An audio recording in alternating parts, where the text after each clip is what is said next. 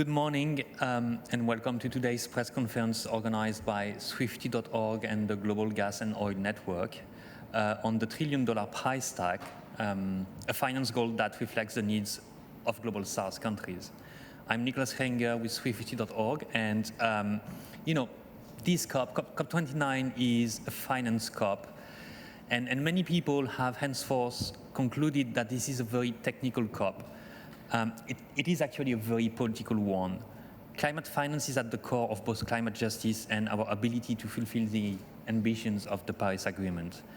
With 90 world leaders here in Baku, it makes this gathering the largest gathering of heads of states after the UN General Assembly, including more than 30 leaders from African countries, and it highlights the urgency of this issue of finance for the Global South.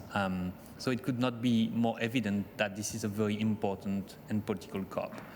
The problem, however, sits with the Global North. You might have heard yesterday, President of the European Council, Charles Michel, claimed that the EU 31 billion contribution to climate finance represents more than the EU's fair share. At the same time, the G77, which represents 4 out of 5 people worldwide, rejected the current proposal as wholly insufficient, demanding a significant increase to $1.5 trillion actually, which is over 40 times what the EU considers being equitable. So why this target and what for is what we're going to discuss today with this panel, starting with Bronwen Tucker from Oil Change International. Over to you, Bronwen. Thanks so much. Good morning, everyone. I will cover the kind of scale of needs and also a little bit on proving that rich countries can pay for it in public funds. And so just to start, just to say the excuse that Canada, where I'm from, and our peers cannot afford to pay public money to stop climate breakdown and save lives is a fiction. This is an excuse nearly as old as the UNFCCC, and aside from maybe the fossil fuel industry itself, it's the biggest reason that we're sitting in 2024 with flooding all over the world, continued fossil fuel expansion, and record fossil fuel profits. And it's also the same excuse that our governments in the global north use at home to say that we can't address crises at home. And so the excuse in Canada that we can't pay to phase out the oil sands or have clean drinking water in Indigenous communities. And so just to say, pursuing the measures that will raise the public money for the NCQG will benefit all of us, and paying for the money that we need for the NCQG will benefit all of us, except for a very select few billionaires and fossil fuel CEOs. So on this scale, the needs determination literature is not without biases and limitations. I would say this is a very, very conservative minimum, that it says that at least $1 trillion per year in grants and grant equivalent finance is needed for the new climate finance goal. And that's at least $300 billion for mitigation, $300 billion for adaptation, and $400 billion for loss and damage. I'm happy to speak to press after this to talk about some of the background studies behind that number. We are seeing in the across G77 country positions also asks all around this scale. And I would, really just underline it is a conservative share and so we have also the kind of rights-based constituencies of the UNFCCC calling for $5 trillion a year in public grants, in public grants, and that's also much closer to the kind of overall climate debt. And I guess maybe just to give an example of some of the costs and limitations here, there's only one current study on the cost of what a fair fossil fuel phase out would be, and that's $243 billion per year in grants, which, if you remember that I said the mitigation would be 300, that doesn't leave very much for clean energy build out and all the other things that we know need to happen. And so that's just to give a taste of $1 trillion is really not the eye-watering sum that the US and other rich countries are making it out to be. And maybe just to close off on showing that we can pay for it. There really is no shortage of public money available for this. It really is just a lack of political will. And so Oil Change International has put out analysis showing that rich countries, Annex 2 countries, can raise well over $5 trillion a year for climate action at home and abroad. And so we focused on the things that are doing the most harm in the current economy. There's measures beyond that we could go to, but things like ending fossil fuel handouts, making polluters pay, taxing the super rich, cutting military spending by 20%. And there's also we can point to some of the examples where there is really momentum for these measures. We know that everything I just named is actually politically very popular, and so and we are seeing new multilateral alliances working together to try to make those happen. So yeah, I will leave it at there for today, and maybe just to say, yeah, for rich countries, there really is a legal and moral obligation to do this. It is not charity. Thanks a lot. And I mean, behind the discussions on acronyms, commas, brackets, and trillions, it's about justice, it's about life. Josie Kulu from the Pacific Climate Warriors and Swifty.org, how does it impact your day-to-day work and organizing? Thank you, Nico. I'm so grateful to be here today to share some remarks on behalf of the constituencies I serve and the communities that I work with, and especially on a day like today that is Indigenous Peoples Day. And so I just want to start by acknowledging all of the Indigenous people who are present here today, and also all of those who are working to hold the line on everything that is happening on the inside. One thing I know to be true is that finance is the greatest barrier to the resilience of our people, but it also is the biggest opportunity. Finance is that bridge to climate action, and it is that bridge to climate justice. When we think about the impact the crisis is having on our islands, we see the increasing disasters that are intensified and exacerbated by the rising global temperatures. We see the reality every day, intensified storms, heat waves and drought, and changes in our agriculture and marine environment. Every single facet of island life has been impacted by the climate crisis. Year after year, we attend global negotiations pleading for the world to hear our voices. We built strong movements off the back of our stories. We organize, we're a moral voice. We have led this world through this climate crisis for decades by always pushing for the most ambitious of targets, thinking with innovation, and being the most courageous to stand up and be the first when it is needed. Nation after nation in the Pacific, we have developed roadmaps for reaching 100% renewable energy, national adaptation plans, and strong nationally determined contributions, as well as visions for where we need to take our islands, and still in our villages, on our islands, our people are left behind. Finance is the greatest barrier to the adaptation and resilience of our people in the face of this rapidly changing climate. And it's not just a challenge to hold governments and corporations accountable to the climate finance commitments they make, it's also a challenge to access the funds when they're made available. Sometimes they're given wrapped with a lot of red tape, or as loans that drive us further into debt. These finance mechanisms aren't created with the people they should serve in mind.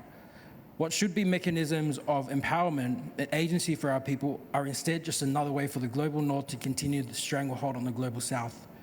So where does this leave us?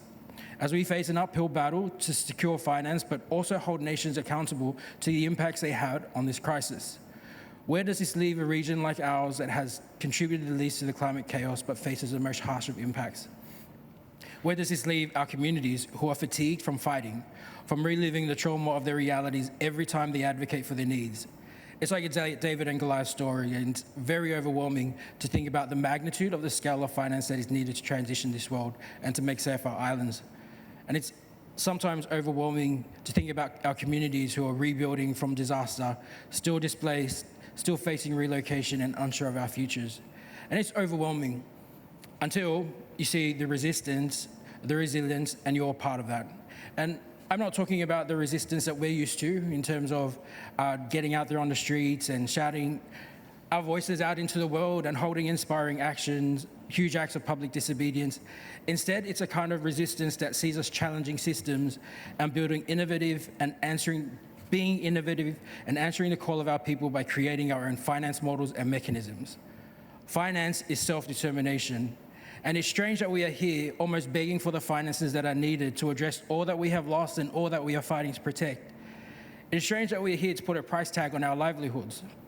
Finances for our self-determination. The time for promises is done. It's over. We as Pacific have come to this COP with our solutions. We are building our mechanisms, our people are ready. It's all out there on the table. And our message across this COP is going to be clear. It's time for this process to deliver on the ambition we deserve and the finance that we are owed for a crisis we are paying for but did not create. Thank you, Joe. Thanks a lot. The time of promises is over. The time of loans and debt is over as well. And so Harjit Singh from the Fossil Fuel Non-Proliferation Treaty Initiative will talk about quality. Thank you very much. You already heard about how much money is needed, how it can be raised. And if you don't provide that money, there is a real cost. People are already paying through their lives, their livelihoods, their cultural sites being devastated, as my brother just shared. So finance is absolutely central to the success of Paris Agreement and taking it beyond. But the fact is, rich countries have failed us over and over again for decades now. And I would, since this is a press conference, I would like to make a plea to my media friends. It's quite likely that we are going to see a number emerging by the end of this COP.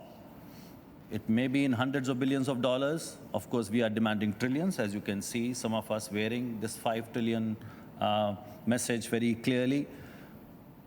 But beyond that number, we need to investigate what does it entail, because our experience of $100 billion goal is really tragic. And the reason I say tragic, because when you provide money and you admit that 69% of that is loans at a time when developing countries are facing a massive debt crisis. We knew back in 2021 that half of the low-income developing countries were already facing debt crisis or at a very high risk. There has been a report from V20 vulnerable nations which said that they are paying 4 times the interest that's what developed countries are paying. And we know how debt crisis has intensified over the last few years due to COVID and ongoing climate crisis. So if we do not look at the quality of finance that's being provided, and if we only go by the headline number, we'll be doing a huge injustice by assuring the world that this COP was a success, but then it's going to be a hollow promise. And that's why we need to really get into, and I must underline here again, and many of you may know, there is no agreed definition of climate finance. And it's not a technical issue. Developed countries don't want that agreement so that they can count anything and everything as part of climate finance. That's what they did. It's not only me saying. Read an expose from Reuters. There are several media reports. They've gone through those details. And there are many other reports tell us. Read a report from Oxfam. Only part of it is grant, rest is loans. What does that loan do? Intensify that crisis. There is no transparency of reporting. And they add guarantees and equities and insurance, which means they're basically creating more opportunities for them to make money from this crisis than actually helping people genuinely. And this money is also not new and additional. So many of the pledges that you are hearing coming from countries, they're moving it from one pot to the other, which means money that was going to adaptation, was going to education, health, is now going to go for climate because we have increased pressure on them to provide money. And what we always demanded was new and additional. There's also an issue of double counting. There's also issue of greenwashing. And now with carbon market is going to be a priority, and we heard a decision on the day one. They're going to also start counting that as climate finance. That's not acceptable at all. So we need to really get into the quality of climate finance, how it is exacerbating debt, because that has implications. You look at countries like Ecuador or Nigeria, Pakistan, Mozambique, Uganda. They are all struggling with debt, and they are forced to continue with the fossil fuel extraction. which means if the quality of finance is not right, it's going to exacerbate the crisis because we are leaving those fossil fuel producer developing countries on their own, and they have no option but to extract, which is going to further increase the problem. And that's why we, as part of Fossil Fuel Non-Proliferation Treaty Initiative, are putting debt cancellation as one of our key demands. Unless we look at the debt issue, we will not be able to make a just transition away from fossil fuels, and that is absolutely central. So we have to look into the quality of money and put pressure on developed countries who unfortunately are here looking at it only as a business opportunity. And if you look at the examples that I shared, how they are pushing for loans and guarantees and insurance, they're not looking at it as a real crisis where we are in this together, and they have a huge role to play because of their historical responsibility. So again, I'll reiterate, we are looking at $5 trillion target, $1 trillion in grants, and that quality of finance is going to be absolutely the success metric here at COP29. Thank you. Thank you, Harjit. So I think you've heard this loud and clear now. It is not a technical issue. It is not a technical issue. It is a matter of justice. It is a matter of health. It is a matter of access to water. It is a matter of life. So over to you, Tato Gabaitse from Botswana, climate justice advocate with We the World. We are standing at a crossroads in the fight against climate change. A climate finance goal, the NCQG, is being negotiated, and this goal must reflect the realities faced by Global South countries requiring additional new funds to support a fair transition from fossil fuels. As we emphasize a $1 trillion finance target to provide for just energy transition, climate resilience, and loss and damage in the Global South, this is not just about numbers. It's about equity, justice, and the future of our planet. Civil society calls for annual reparatory payments of at least $5 trillion reflecting the magnitude of their climate debt. There are viable ways to raise this finance by ending fossil fuel subsidies, taxing polluters, and implementing wealth taxes on billionaires. With political will, this amount can support the NCQG and drive equitable climate solutions. This finance must come as grants and grant equivalents to avoid further debt dependency among Global South countries, prioritizing sustainability over temporary relief. Civil society is advocating for at least $1 trillion annually in grants to empower economically emerging countries, and this funding will support mitigation, adaptation, and critical loss and damage responses. With adequate finance, Global South countries can expand renewable energy infrastructure and adapt to climate impacts, unlocking ambitious climate commitments in 2025 and building resilience in vulnerable communities. Currently, Africa possesses 40% share of the world's renewable energy potential, but receives about 2% of global investments towards the expansion of its capacity. Many Global South countries face a vicious cycle of debt and disaster, preventing them from building resilience and financing renewable shifts. Breaking the cycle requires debt restructuring and renegotiating terms to free up resources for adaptation and sustainable energy investment. Institutions like the IMF must consider debt relief as a climate action tool rather than extending fossil fuel dependency. We are calling for fair access and equity. The NCQG must reflect equity-based commitments with accessible grant-focused financing, transparency, and accountability to ensure that climate finance is transparent, equitable, and reaches communities on the front lines of climate impacts, and supports local voices and sustainable pathways through inclusive, well-allocated funding can enable local communities to lead in resilience, mitigation, and sustainable transition. A $1 trillion finance goal is an investment in a just, equitable future. We call on wealthy nations to deliver their fair share by ending fossil fuel subsidies, enabling grant-based financing, and supporting a people-centered climate response. Thank you. Thank you very much. We have some time for questions on the floor, if you have any. I see one hand raised here, so please. Can you introduce yourself, ask your question? Yeah, hi, my name is Krishna. I'm a journalist from India. So in this COP, I observed there's a lot of events surrounding this methane and non-CO2 gases emissions reductions. Is there any kind of a strategy do you see from moving away from CO2 emission cuts and trying to push this as some of the success in this COP? Because even in the morning there was a press conference saying that to cut the NO2 emissions, where the majority of the emissions come from the agriculture sector. This is a red line for many of the developing countries. So where do you see this coming? Thank you. Any other question? We can take a few and then we will get to the answer. There's someone at the back and then someone at the front. Thank you. Kjetil Alstheim, Norwegian journalist. You've been talking about wealthy nations, rich nations, Annex II nations. What role do you think that China should play in climate finance? Okay, we'll take questions 2 by 2 because otherwise that's too complex to follow. So Harji, do you want to give it a shot? Yeah, I can respond quickly. So, of course, we all know that methane is far more potent than carbon, and we all know that it could be a low-hanging fruit.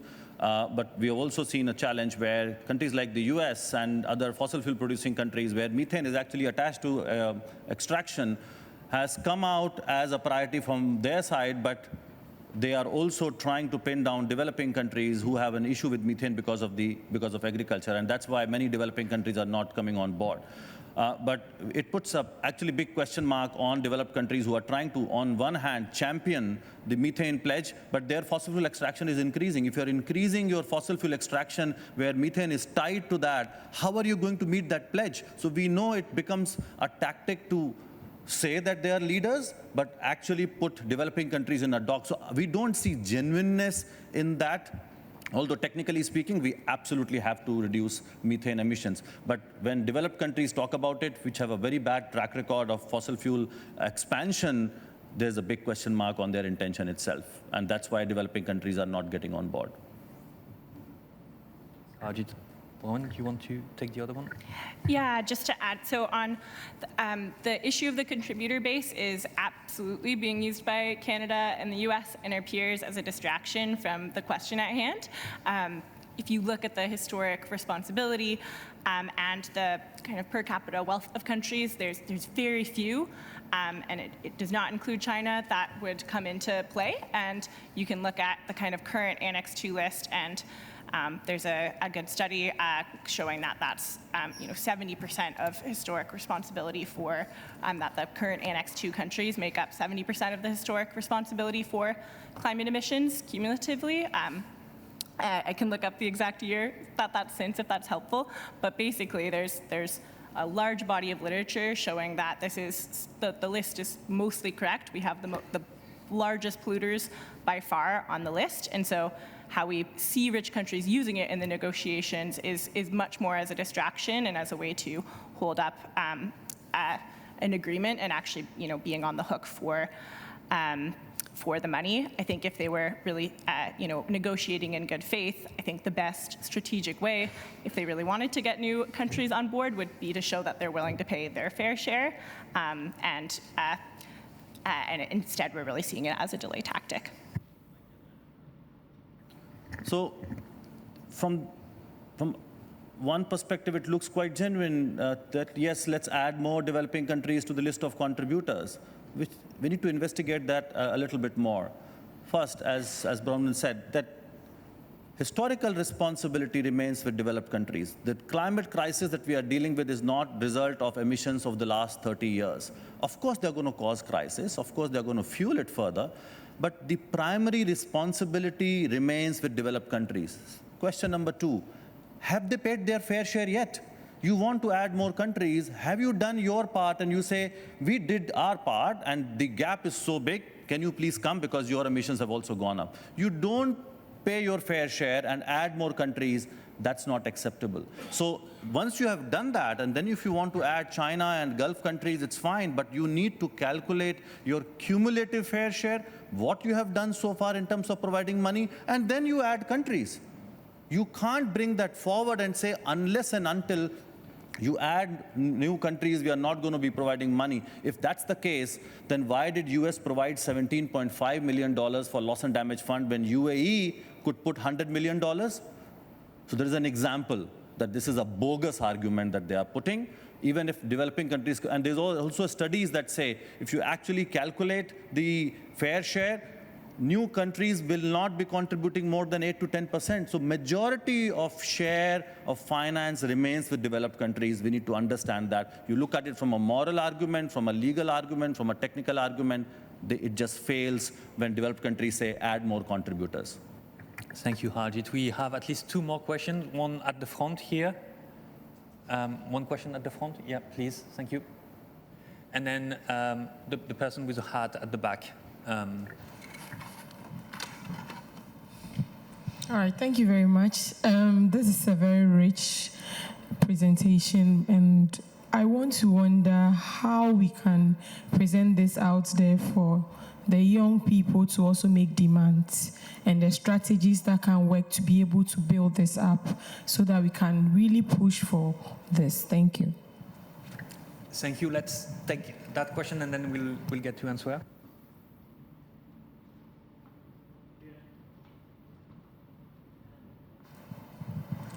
Thank you for that question. Yeah, please introduce yourself. Hi, it's Den from Energy Intelligence. Yesterday there was a ruling in Europe where Shell was partially absolved of that, adhering to 45% of the emission rule, which was passed by a previous court in Netherlands 3 years back. So yesterday the appeals court dismissed the decision of the previous court. So isn't it a big setback for climate change in a way, because it kind of absolves corporates from adhering to the Paris Agreement? Thank you. Tato, do you want to? Yeah. There are youth movements who are building up pressure, but unfortunately not all of them are able to attend these conferences. And we mobilize through social media, which has been quite very impactful. And one other thing that I would encourage is to talk to your lead negotiators, and because there's that gap in between negotiations and what is actually happening in the frontline communities. So do take that initiative to engage with them and share the realities that are happening and see how it goes. Thanks. Good. Okay, great. We have time for one last question, if any. Oh, the Shell question. Does anyone want to address Shell? I can just say quickly, you know, the ruling yesterday should have been much more ambitious, but it still established a responsibility for big oil and gas to act that future litigation can build on. And so the court ruled protection against climate change as a human right, and corporations have a responsibility to reduce their emissions. And so I think, you know, we've seen a massive wave of climate litigation. There's more and more cases being filed every day. And so I think the climate movement is just getting started here. And as far as we know, this is the first case where a court has acknowledged their new investments in oil and gas. That new investments in oil and gas, not the court's investments, are incompatible with international climate goals. Thank you. I think we need to wrap, but our panel is available. We have 30 seconds that I can add if there's no other question. Is that one question? Any question? No. So just to build on, so we as climate advocates are prepared for many such setbacks. But I think the important point is that the social license of Shell has been taken away. That is most important. The world knows what these fossil fuel companies are doing and what industry has done for over the last 50 years to prevent any action. And this is where, in response to your question on what young people need to do, is to mobilize and actually talk about how these companies have caused the problem and how they have governments in their pockets. And once we do that, we need that movement ground up, which is going to demand accountability.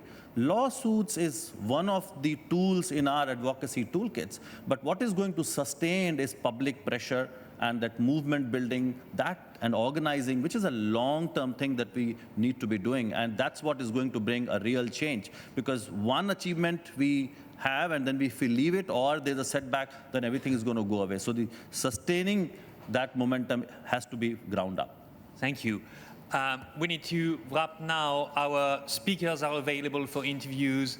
And given that the World Leaders segment is ending today, there will be actions inside from tomorrow on, beginning with actions on finance. So stay tuned and watch out for these actions as well, because that's also how we, civil society, voice our demands and expectations. Thank you very much.